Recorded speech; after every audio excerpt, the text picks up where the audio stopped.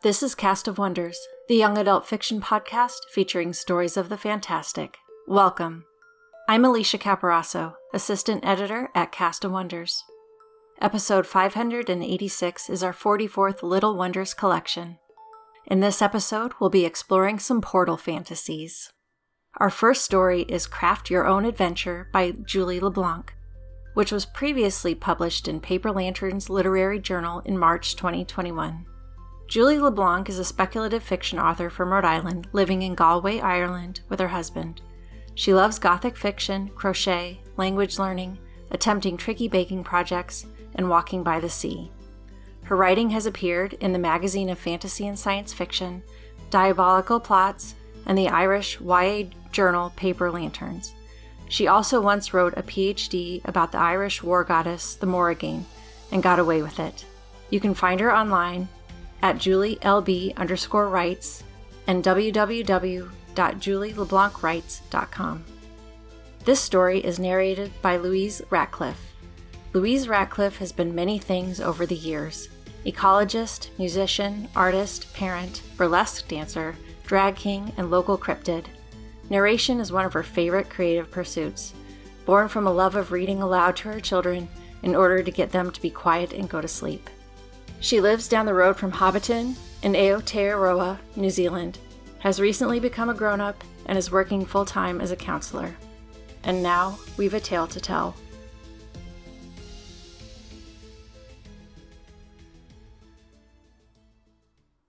Craft Your Own Adventure by Julie LeBlanc, narrated by Louise Ratcliffe. While Mariah was usually excellent at imagining the worst, opening a portal to another world while crocheting had never really crossed her mind. She'd been determined to learn how to crochet once she discovered her muse, gorgeous Rebecca, loved Galway hurling. She still hadn't gotten up the courage to talk to her. What would Mariah say? What could she possibly offer? Her next thought, then, was to make something for Rebecca. A jumper, maybe, even if the internet told her that was a bit ambitious. While her cat, Foxy, settled into a square of sun in the kitchen, Mariah had curled onto the couch, determined to get a solid 10 rows done before lunch. But it wasn't turning out that way. Mariah stared at the dropped stitch and the small pucker in reality that had appeared behind it. She would have thought she was dreaming, except that she could feel the tiny shift in gravity and a small tug. She tried moving her crochet around, but the hole in space stayed where it was, in a rather awkward place, Mariah thought. It hung 2 feet above the floor, about a foot in front of her couch. It would make it difficult to drink her tea. She tried reattaching the loop of maroon wool back onto her hook and picking up the dropped stitch again, but the whirlpool or black hole or gateway or whatever it was stayed open as before, only an inch across. She looked at the sleeve in her lap. Would she have to start the jumper over? Mariah left the crochet on the couch and stood up to get a better view. She peered at the hole with one eye, then the other. She took off her glasses and looked again, from above and below. But the little hole in the universe did not seem particularly bothered by her hovering, poking it, dropping a hairpin into it. It simply turned there, slowly, silently, and occasionally giving off flickering violet light.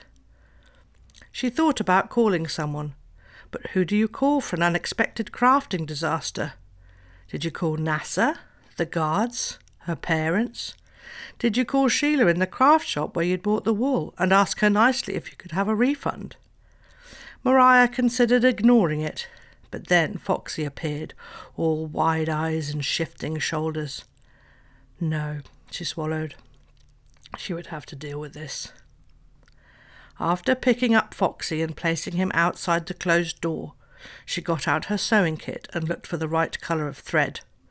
She took up one of her smaller needles and looped the thread through, and sat herself on the couch as before, and tried to grab a bit of the air around the hole. On the fourth go, having lost the other 3 of her needles to whatever lay beyond, she managed to poke the needle through the rim of the portal and draw the thread across. After a little while, she found herself humming absently to herself. It was going surprisingly well, only to realise that her needle, as she stabbed it through the wider centre of the hole, was too short for her to be able to grab it on the other side. She tried to pull it back out, but the head had already passed into the gateway, and she was left with just a wispy curl of purple string floating in mid-air. She could hear Foxy scratching at the wood, stripping the paint. Darn it! Maybe she needed something thicker. She pulled out some leftover green yarn from her last project and threaded it through her lumpy plastic wool needle and began darning the portal closed. She was able to get a bit of a handle on it this time, using her knotted sewing disaster as a starting place. She let out a sigh and smiled. This was going to work. Then the door banged and she saw a burst of fur. Whether it was the twitching wool in Mariah's hand or the floaty bit of purple string, Foxy leapt for the portal, claws sharp, yellow eyes wide. Mariah turned, but the feline streak was already in mid-air. As she shouted his name, it was as though her whole view shifted into slow motion. She saw his claws spread wide, hooked for catching, his mouth open in cat's bliss, the way his tail swished the moment his left paw connected with her stitching. Mariah yanked him back. It sounded like paper ripping in two.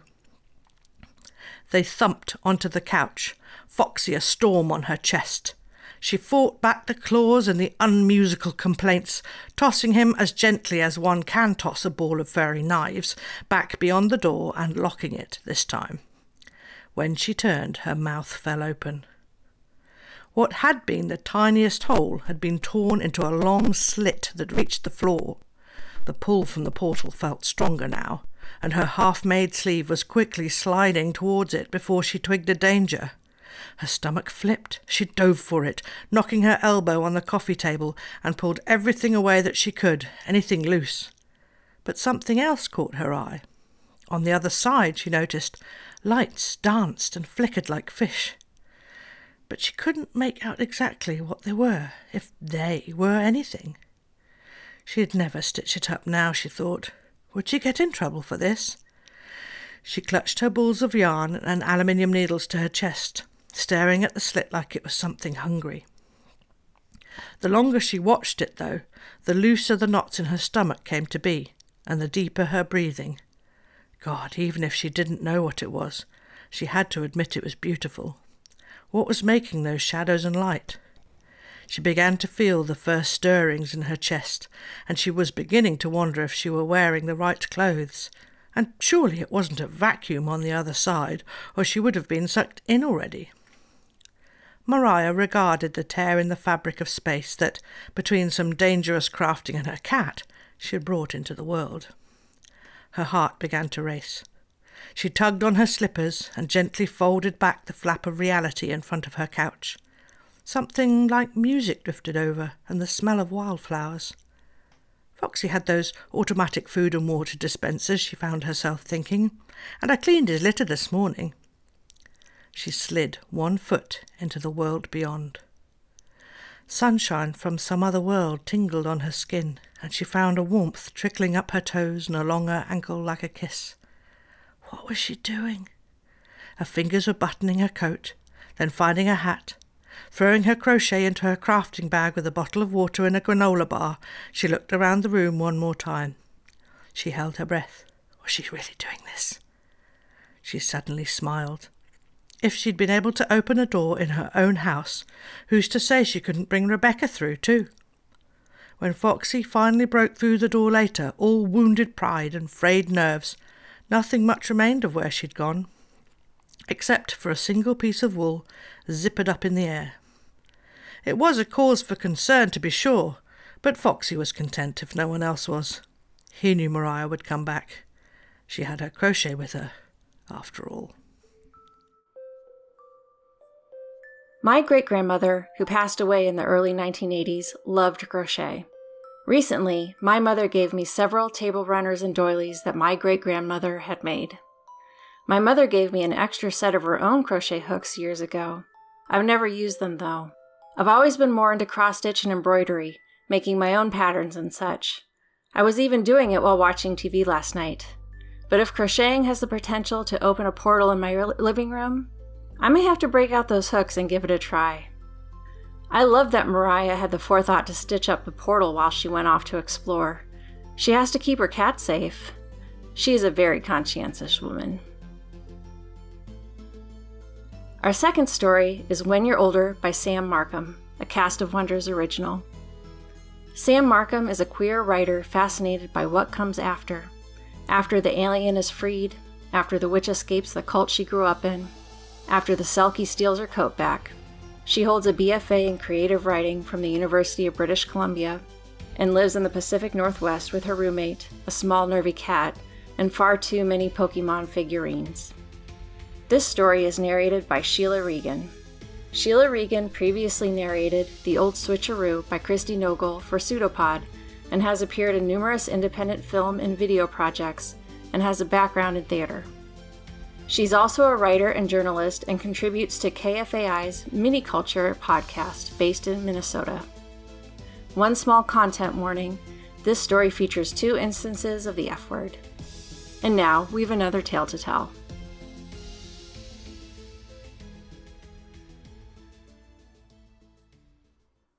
When You're Older by Sam Markham, narrated by Sheila Regan.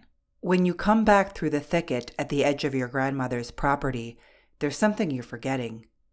You are 16, up at the mountain cottage for a vacation while your parents settle their divorce, and the sense of something lost is a tickle at the back of your mind through the rest of your visit. You try going back a few times, wander through the false twilight of the woods, get grass stains on your khakis, and look sideways at the occasional crow cawing at you, thinking, what was it? 3 weeks later, when your father comes to pick you up in a new Beamer, the tickle fades. In his new apartment in San Francisco, you unpack your duffel bags into a clean white room straight out of an IKEA catalog. You start at your new high school the next week. The school has a fencing club, and there's something about the thought of a sword in your hand. You consider joining, but you really don't have time around your studies. You're trying to get into a good college and make your dad proud. You sign up for an SAT prep course instead. There's a girl there with a buzz cut and pretty eyes, and when she kisses you out behind the Starbucks, your body explodes into fireworks. You graduate from high school and go to college with the girl with the buzz cut. She studies mechanical engineering and you study literature. You think only once about that feeling of almost remembering. There's something about one of your school texts, a collection of folk tales, that makes you want to take the girl with the buzz cut to those woods in the mountains. And then your grandmother dies. She leaves the cabin to your mother, who sells it so she can buy a house in Canada with her new boyfriend, the web developer. You and the girl with the buzz cut break up before graduation. You get a job at a book publisher, and you keep thinking of using one of the marketing department's coupons for a free swordplay lesson, but never get around to it. You meet another woman and get married and move to the suburbs and talk about adopting children for a few years, but decide not to. You get divorced and adopt a little brown cat and name her Nermaine. And when she dies, arthritic and skinny, you move out to the country.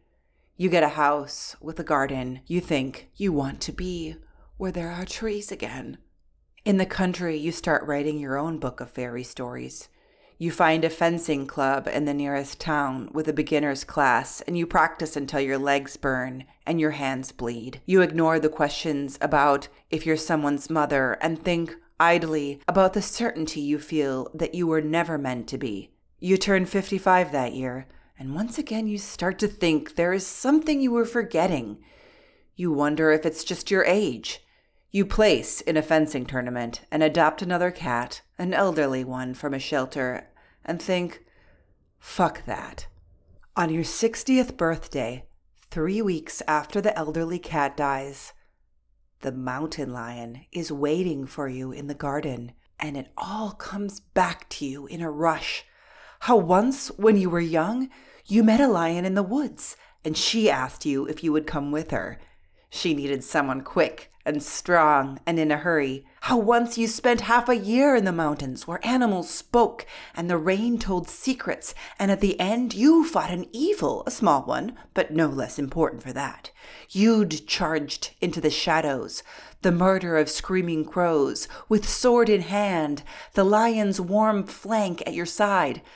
After, she'd licked the blood off you, and the rasp of her tongue felt like it was going to take off skin too, but you'd never been so warm.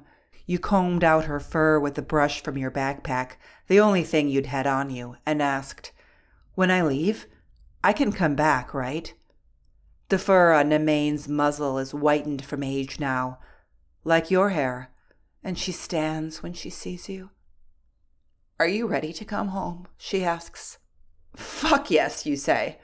And then, "Do you still have my sword?" This is a great story. It can be easy to think that as a new generation comes of age, that the mantle of adventuring gets passed on and older generations retire, become elders, pass on wisdom, or just pass on. No, damn it, we want to keep adventuring too. Give us back our swords, either in this world or through the portal. Well, through the portal sounds like more fun in this case. Join us again soon. We love bringing you the best audio fiction week after week, but we can't do it without your support. Your donations pay our authors, our narrators, our servers, and our staff. Please consider supporting us with a monthly donation through either PayPal or Patreon.